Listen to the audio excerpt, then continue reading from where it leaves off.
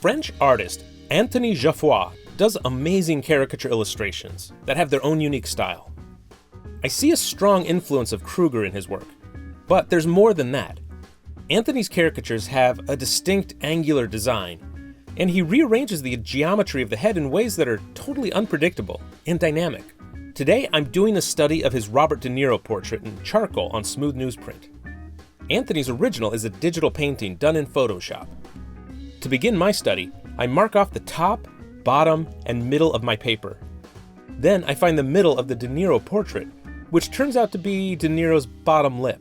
So I'll make sure in my study that the bottom lip sits on that middle mark. The next thing I take care of is drawing the outline of the head, with its curved, banana-like structure. Then I carve away at the next biggest feature, and so on down the line.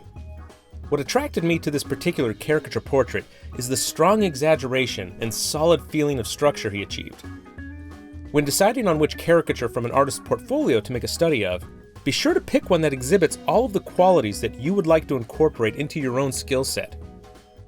After you do a number of artist studies and then look back on them all, you may start to notice common traits that you find appealing. It could be the artist's style of exaggeration, or even his rendering style, or color palette. This is a way you can start to learn more about yourself and your own inclinations and tastes. Studying other artists' work can help you find yourself and reveal your artist's soul. And you'll move forward with more focus and know which way you're headed.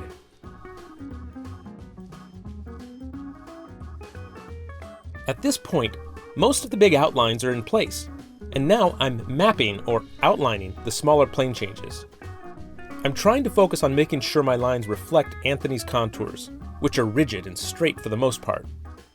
Whenever necessary, I use light rhythm lines to help me connect features and align them properly with the rest of the head.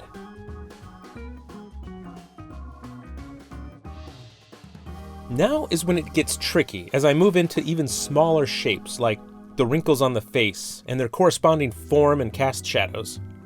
I want to get them all mapped before I start shading in values, but it's easy to lose track of where you are when drawing these types of small repetitive shapes, and it basically just feels like work. We'll get to the fun stuff later. For now, I have to establish the framework.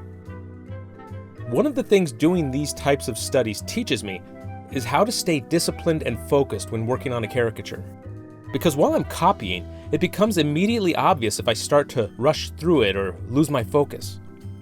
Doing a master's study like this is essentially forcing you to develop good drawing habits. Because when you use a bad technique or sloppy and rushed pencil work, you can see it as soon as it happens. The more master's studies you do, the more you'll reinforce good techniques and self-discipline. Good techniques and self-discipline are what made these artists great in the first place.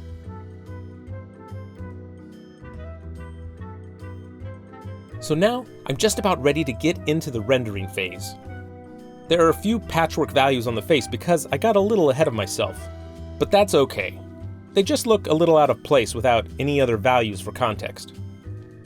Out of all the dry art mediums, charcoal pencil is my favorite because you can get a full range of values rather easily, but they're cleaner to work with and easier to sharpen than charcoal sticks because of the wood around them.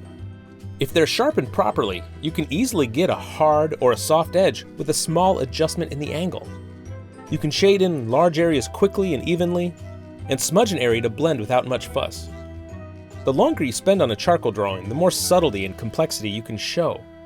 This is a fairly quick study, less than an hour, so it won't be highly realistic or delicately rendered.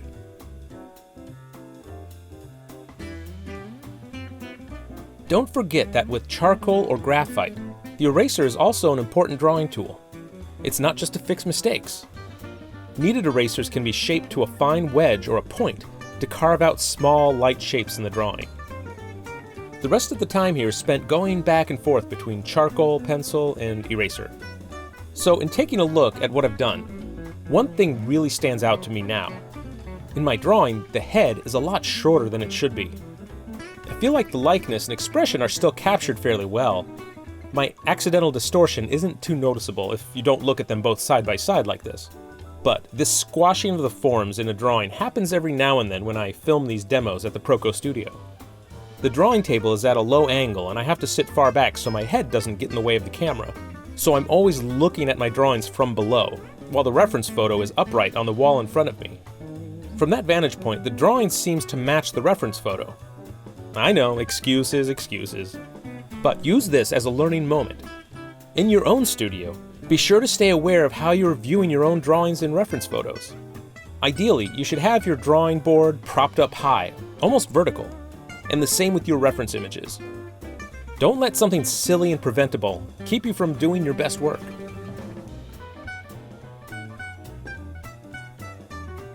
Be sure to follow Anthony Geoffroy online and see more of his work at anthonygeoffroy.com. Now, I'm going to try to do a Geoffroy-style caricature of actor Ben Stiller. These are the two reference photos I'm looking at while I draw. Both photos are informative about the structure of Ben Stiller's head, but I'm using this one as my primary reference for the angle I'm going to draw. I start by blocking in the head and features pretty quickly, in just about 2 or 3 minutes. My main concerns are with creating a strong exaggeration and angular construction using lots of straight lines. I'm also trying to pinch, twist, and bloat the features wherever possible, like Anthony does in his work. So, with those concepts in mind, I feel very focused in this sketch, knowing what I have to do and hoping that I can actually accomplish it. Attempting to draw in the style of another artist is a difficult task, like trying to write in someone else's handwriting. Once you get some momentum, it's very natural to revert back to your own normal habits and ways of constructing shapes. Remember, it's not important to actually end up with a caricature that would fool anyone into thinking that it's by another artist. The value in this exercise is in analyzing the caricatures of others that you like and figuring out why you like them. That understanding then translates to the focus that you bring into the exercise when drawing your own original caricatures. When you sketch with a clear set of intentions, rather than just how you're used to, you're more engaged in the process. More of your brain power is allocated towards the task at hand. At least that's how I feel when doing these exercises of drawing original caricatures in the style of another artist.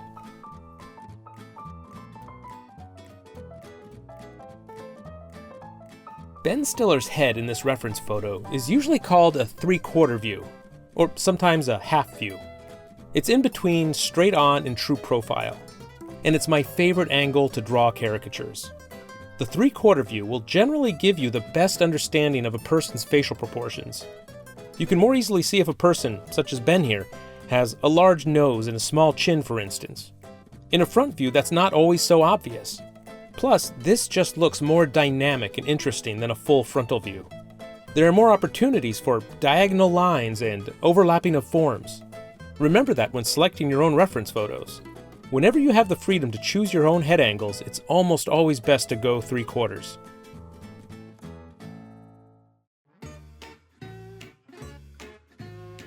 The drawing portion is nearly done. But before moving on, I want to see where I can pinch and bloat the shapes further using Photoshop's Liquify tool. I watched Anthony himself do this in a live demo, so it's part of his normal workflow. Think of it as another chance to add some more interest to the shapes. I use it sparingly though, as I don't want to create an obvious liquefied look. After using the Liquify tool, I redraw some of the features since they became a little wavy and soft looking. But now, Ben's face feels even more exaggerated and full of dynamic energy, more like Geoffroy's work. And now, finally, it's time for the shading and values. In case you're wondering, I'm using Kyle Webster's animator pencil for the lines and Kyle's shady graphite brush for the shading. The shady graphite brush is very subtle and will allow you to build up your darks slowly in stages. From here on out, this is basically just an exercise in adding values to a drawing. One of the things I really like about Geoffroy's caricature illustrations are how he paints and shades his values and colors. And while I may not shade and paint the same way here as Anthony would, that's not the point of this particular exercise. You may one day want to try and do a painted copy of a master to learn their rendering style. But this here is a caricature drawing exercise. What I want to learn from is Anthony's construction of shapes and how he exaggerates.